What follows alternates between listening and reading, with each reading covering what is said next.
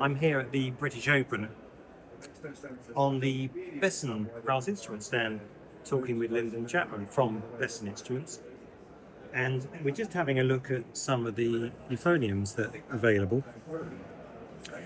The Sovereign euphonium has been made since, when did it start? Is it the 60s or the 70s when the Sovereign brand I think started? probably late 70s, early 80s. So yeah. 70s and 80s.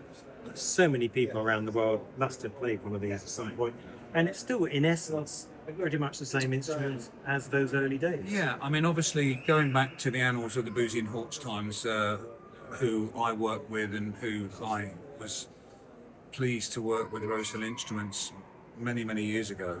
Of course, the new stand was the original Boosey and Hawkes compensating euphonium. Yeah. Then came the Imperial, and then from the Imperial came the Sovereign. Obviously, many people talk historically about the famous round stamp that we used to have, which was the old Boosey and Hawkes logo. This is obviously now stamped Besson. They ran up until about 82. Yeah. I think 1982. And are still a very sought after instrument. So originally a 4-valve compensating instrument. Obviously, for those of you that don't know anything about the compensating system, it was developed by a guy called Blakeney in about 1924. And the compensating system, with the addition of the 4th valve, utilises these extra tuning slides at the back. And the beauty of that is that when you go into the lower register of this instrument, you need the 4th valve and the additional slides to bring it into tune.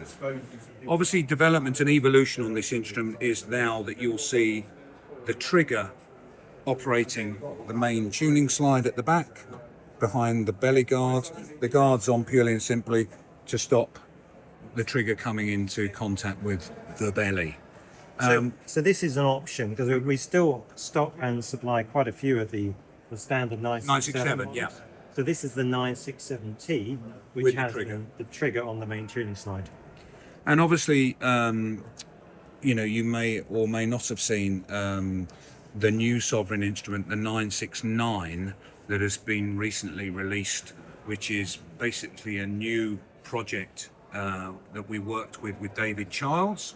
And the interesting thing about that is that it gave the opportunity to create a completely different instrument with a slightly smaller bell between the 967 and the Prestige. So that's the 967, which is available at Rosehill Instruments to test in both formats, the 967 and the 967T.